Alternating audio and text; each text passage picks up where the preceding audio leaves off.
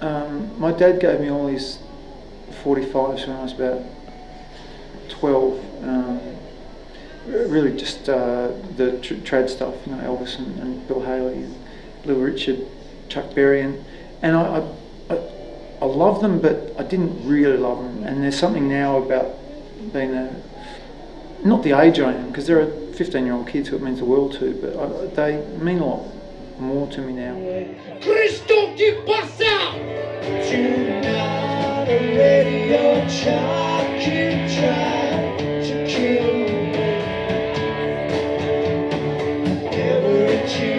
I think just now it's starting to all make sense. When I'm feeling music a lot more than I did before. I thought I did before, but I think a large part of it was, I'm not sure, maybe just as your experiences, you know, hopefully deepen you rather than cloister you and close you off. I'm finding that with music now and enjoying it a hell of a lot more. It's gonna only take 9 hours if you take the Hume Highway. She sells sanctuary, singing me off down the Paragon. Coffee toast from that waitress, man, she never smiled, just to kill this long and lonely drive and make some sense out of this damn day down the Paragon Cafe. Yeah, it means everything. And recently remembered in times of great emotion what it can, you know, how much of a comfort it can be. Because I get lost away in the excitement of it all. It makes me wonder why I play quiet gears, because, you know, playing stonking rock and roll music, so, you know, it suits my body. I've got the body type for it, and the blood type.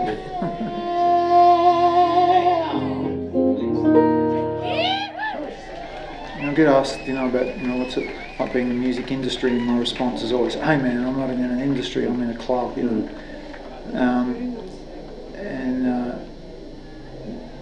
But what else is going to give you a hug when your sandwich turns out to be crappy at 4 a.m, you know, driving from this place to that, or, I don't know, you're sharing a bed with the smelliest band member, you know, you think about music. We're good-looking people, and the scourge of great-looking people is that they expect ugly people like us to write songs about it. Here's a little lesson in 3.5 minutes.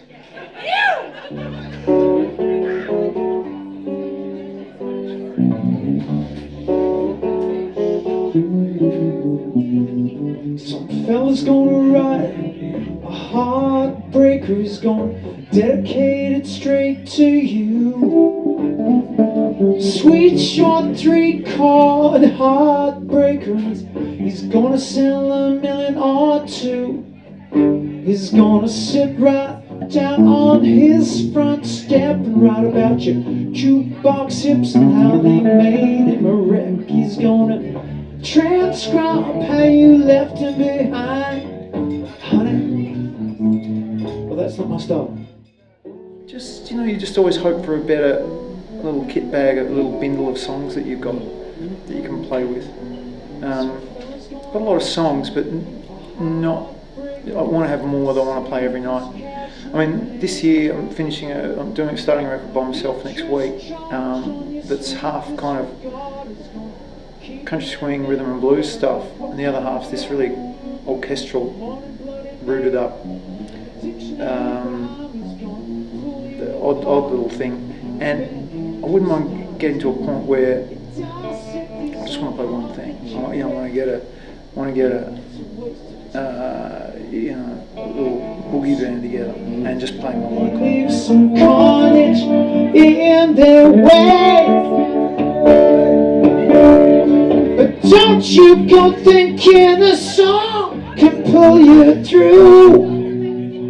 I know what those things can do. I think playing with a rock and roll band with you and I, you know, people always ask me, hey man, you've got that real cliche rock and roll thing going down. Well, you don't know how good it is that we go and we play rock shows, and if there's 20 people there, it all happens. You try and, you know, you do all that stuff, and you know, it does happen. It's not just, you know, hookers and great coat. It's kind of, you know, crap drugs and missing someone that you love, but you're with your gang, your friends, your brothers, and you're making rock and roll music, and you really get caught up in it. Not bad.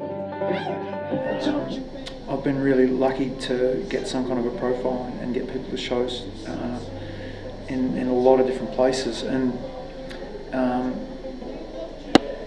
I think over the past couple of years the thing has been just trying to be very thankful for that, and not get concerned that this friend of mine's more successful or this friend of mine's pretty or whatever, and which is great with music, possibly as opposed to other art forms, possibly that you can be the drifter and the grifter.